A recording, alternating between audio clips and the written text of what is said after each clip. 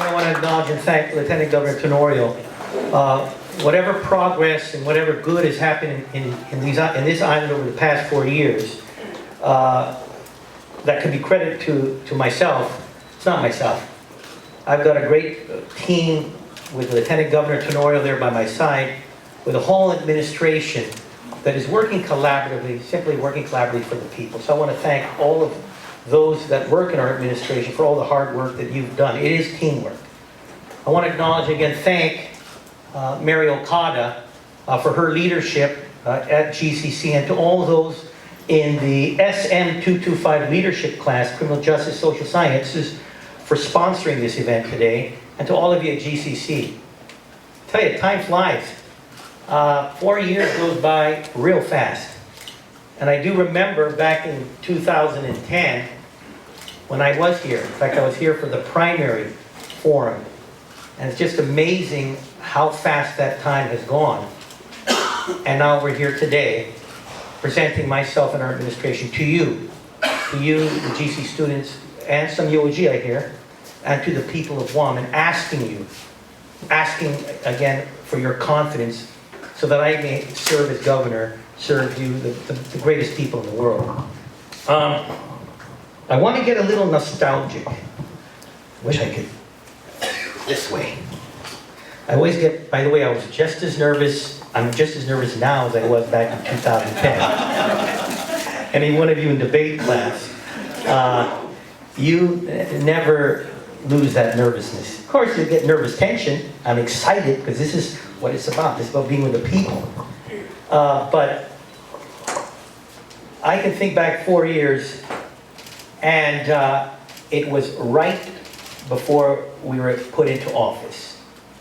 And I remember it was sometime like October 30th, October 29th, and it was Senator Tello Taitigui said, "Governor, I'd like you to take a look at this one area." And so Tello and I and some of our people went to an area. I'm not too sure if you're familiar with Baza. Are you all familiar with Baza? Anyway, there's a subdivision in the north. And it was about time when school was being let out for these elementary school kids. And if any one of you have been to Baza, and you understand where the main road is, and then where the houses are, it's about 1.5 miles between the main road where the bus stops and their homes. And there's a reason for that, because that road that connects the main road to Baza subdivision, it looks like something from the moon or Mars. It's not paved, it's not even cascado. It's just bumps and potholes piled on bumps and potholes. And so when we went there, and it was one of those days like October usually is, where it's sunny, and then 10 minutes later it's raining. And we waited there at the bus area, and a whole bunch of elementary school kids came out. And I remember distinctly why it was late October. It was because all these kids were wearing their Halloween costumes. All these cute little kids with their cute get-ups, dressed in these costumes. And they had the biggest smiles. I remember them all coming in. Something about a child. There's always happiness in them. There is joy. But all these kids came out of the bus, and we took a walk. We took that long walk for 1.5 miles. And it rained in that time when we were taking that walk. There were some parents over there too, also helping out with an umbrellas. And I did notice one thing too. You notice that thing as a parent. I'd say over 50% of those kids had some respiratory issue. Runny noses, red eyes, or coughing.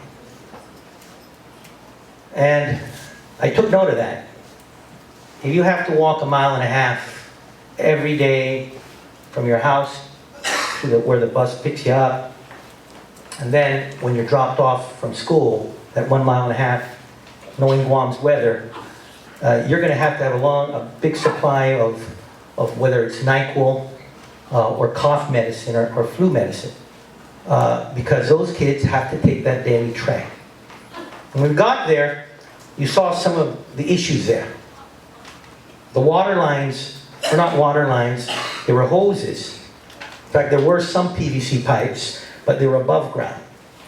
And the toilets for a lot of these houses, I think the most popular was not a Kohler or Briggs and Stratton, it was Toto. What is that? Toto Maulik.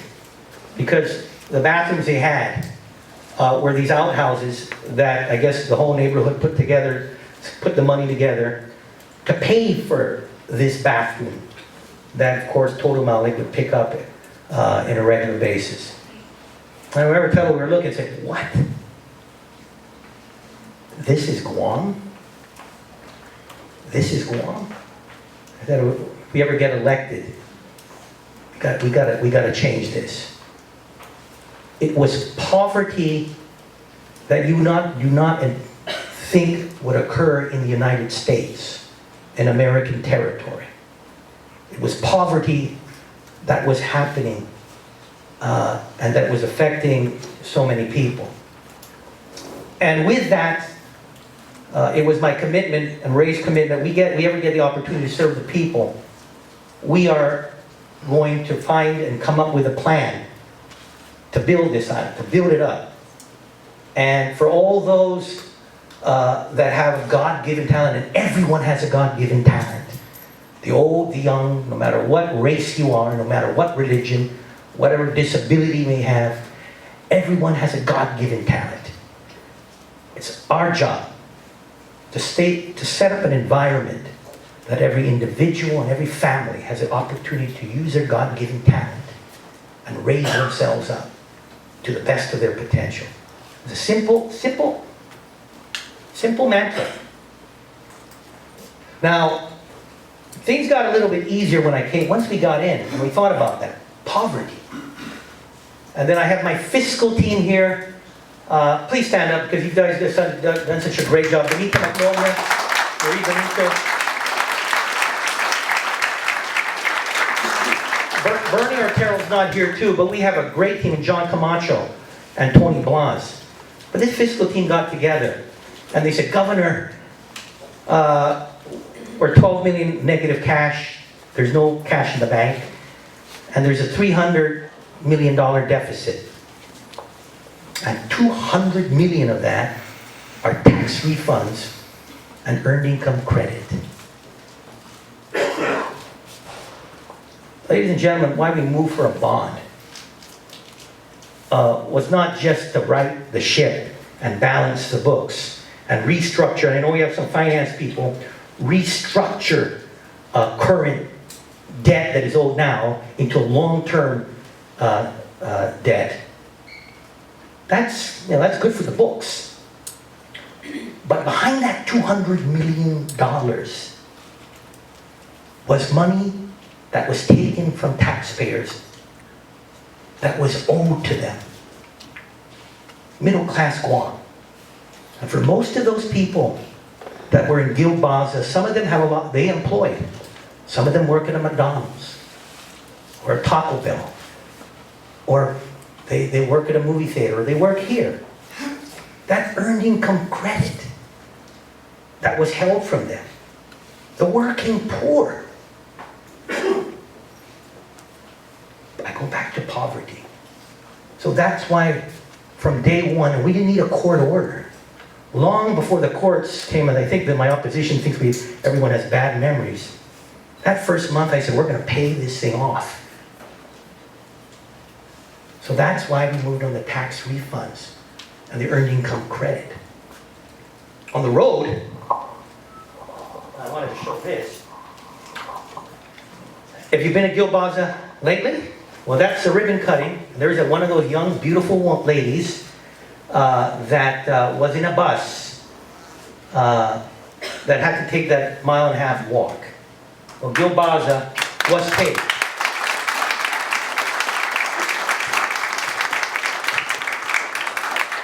Now, I know we still have to pave more roads, but I must tell you, when you see it, over the past 3.5 years, there have been more miles of road paved in this island than in the past 15 years.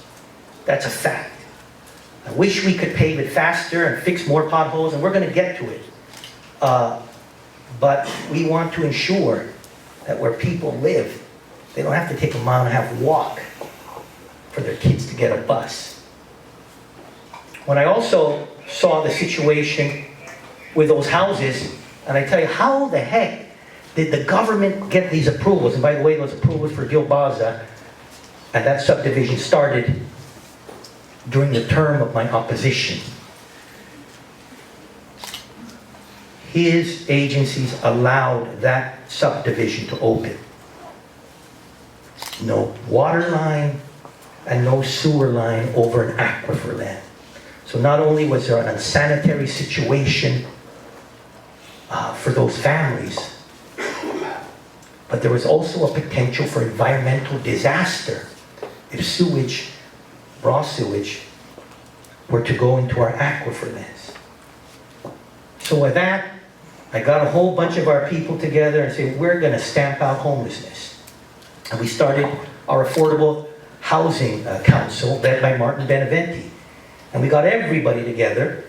By the way, there's Bernie. Bernie, I'm Terry, stand up there. There's my fiscal lady. I want to give you credit. Yeah, Bernie. I told her Mary Poppins, because you guys always have to find a way to find the money. But we wanted to do certain things. There were people living in substandard houses, and we wanted to find a way, heck, let's find a way to get affordable housing to them that is first world. It's not something out of, you think you're living in Bombay or Calcutta.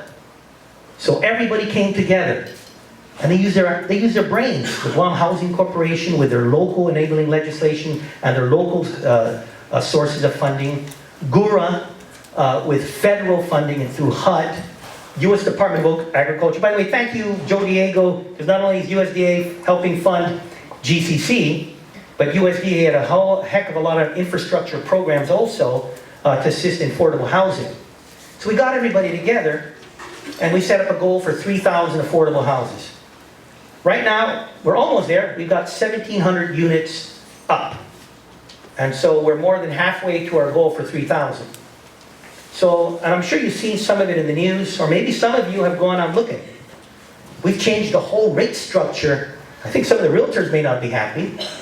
But now, because of our affordable housing initiatives, you can get a 3 or 4 bedroom residence or an apartment at $700 and per month, and you get a solar water heater, you get energy efficient, kind of like you guys at GCC would lead, energy efficient air conditioners, energy efficient range, energy efficient refrigerators. Plus, these communities have playgrounds for the children, postal boxes, and barbecue pits. And for $700 for a 3 bedroom residence.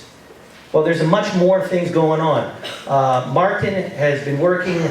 We had 5 abandoned homes that were hulks owned by the government of Guam. They were just junk. They were used for, unfortunately, for rodents to multiply, which unfortunately some neighborhoods too, drug dealing. But we got those houses, we fixed them up, and now they're going to be used as emergency homeless transition homes. So unfortunately, what we're focusing on is if there are families that are homeless, especially those with kids, we have a place to put them until we can find long-term solutions to their issue on homelessness. So we're going to continue to move on the areas of homes, a shelter. I know I'm kind of running out of time because I'll have your questions. But it's important I tell you what we've been doing. Lastly, this economy is growing. Our economic development people are doing a great job. Revenues are going up because there's a lot of investments coming in, either through investors from Asia as a result of tourism upsurges, also as a result of this military realignment that will occur. There's a lot of construction already going. And so what happens with this growing economy, it's good. It helps the government, we get more tax revenue. But even more important, if you're going to have a growing economy, it's got to be the people that call this place home that benefit from it. So So the next thing we focused on was education. Because for any one of our people, whether it's someone out of high school or GCC or UOG or someone who's unemployed, it's about having a job opportunity. And so what did we do? We embarked on the single largest program in terms of repairs in our schools, as well as building new schools. We saved $90 million in ARA funding, and there was a lot of work done in our public schools. We opened up Antalan Middle School and TJ High School, despite a lot of protestations by the Democrats, unfortunately. I hate to be partisan, but it was very clear. We have another $100 million that we are working right now. I'm working with Judy Wampat. It is her bill, and we work collaboratively. And that $100 million measure, together with Aline Yamashita, who co-sponsored it, we're going to be using to finance repair work of all schools, such as Simon Sanchez and George Washington. But it's not just the facilities. We work through the National Governors Association to fund, and we gave this monies. NGA gave us some money, and we gave it to DOE for training on the Common Core curriculum. And the Common Core now has been accepted by the Department of Education, and it focuses on accountability in terms of results, in terms of learning for both the students as well as the teachers. So we gave them that money, they used it for the training, and now we're on our way on the Common Core. But then there's the next step. It's unfortunate for a whole bunch of our people, for whatever reason over the past couple of decades, didn't graduate from high school. There's a lot of unemployed folks that never graduate from high school. We have programs that are working with GCC, with public health and our HUTSA program, and so many others that tie in for those that are adults that did not get their diploma. These programs work on getting a GED. And particularly for the HUTSA program, that was great because we focused it in LPN. I'll give you an example. So it always goes back not to a number, but to a person. There's this young mother, single mother, that never was able to get her degree, her diploma. And she had been a client of public health. Well, through the HUTSA program, not only did she get a GED, but we worked with GCC and she got her LPN. There were about 5 of them that were clients of public health, 5 young women that all graduated with an LPN, working through the HUTSA program, and all of them are working now serving the people of Guam. It's now about empowering our people. The economy is going to grow, but it's so important, and that's the next step. If we're given another 4 years, and I always say, because of some of the situations that we had earlier, whether it was bad finances, so we didn't have police cars, we didn't have firemen, we didn't have policemen, we had broken down schools, we weren't getting tax refunds or EAC for 4 years. That sounds like we were in the bottom of the Marianas Trench. All we've done now is we've gotten out of the Marianas Trench. We're finally first world. You finally have a government that works for you, that should just work. You shouldn't wait 5 years or 4 years for a tax refund. You should get it that same year. So we're now at a Lupang Island. We're 6 feet above water after getting out of the Marianas Trench. But for the Calvo Tenorio administration, we humbly ask you for another 4 years because we want to get out of it. We don't want to be near Lupang Island. We want to go past Mount Lamlam. We want to go past Mount Everest. Because we believe this island, this people deserve much more. We're aiming for the stars. So with that, I'm here to answer your questions. And Ray and I are humbly asking for your vote in November 4th. Vote the right direction. Vote Calvo Tenorio. Thank you. God bless.